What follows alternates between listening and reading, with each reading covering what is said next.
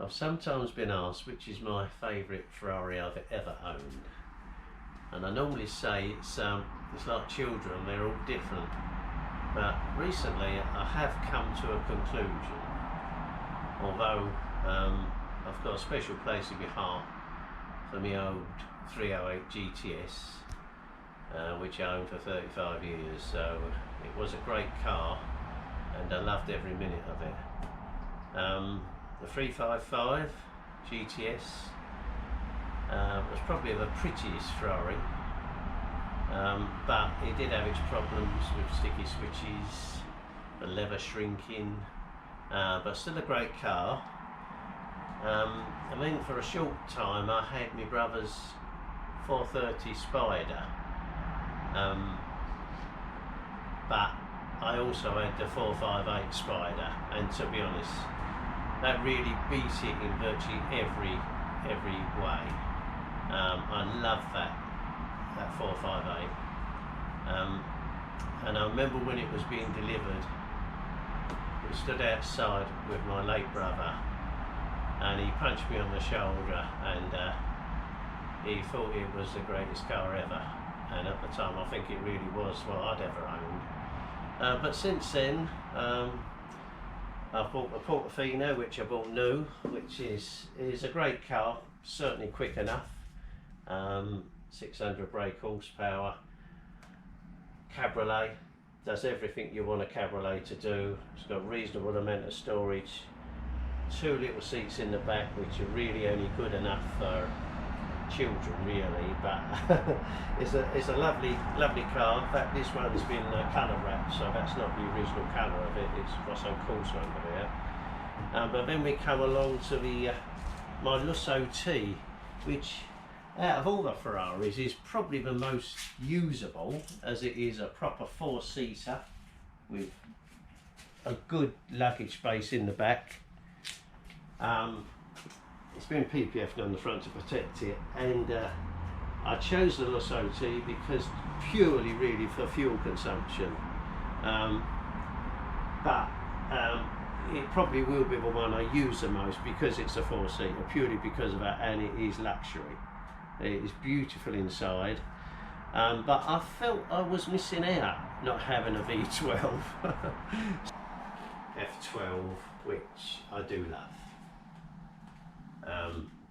This one is in metallic red, just had the front PPF, which Mark has done a great job, a funky fish.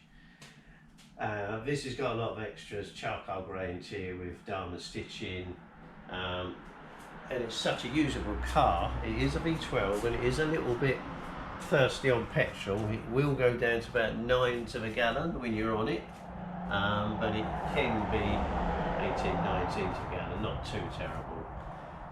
It's one of the most comfortable cars as well, and it's got nice boot space, so we might as well take it for a Ferrari F12 is the best Ferrari I've ever owned.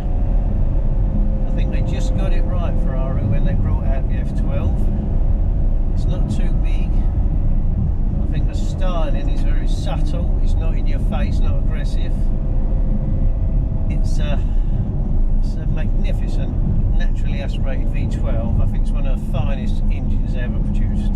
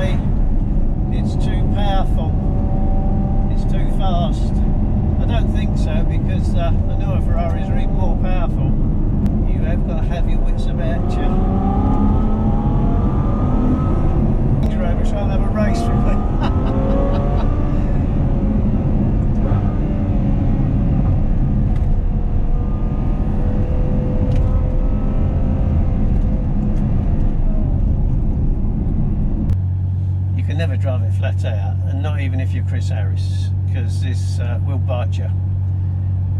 The back end will.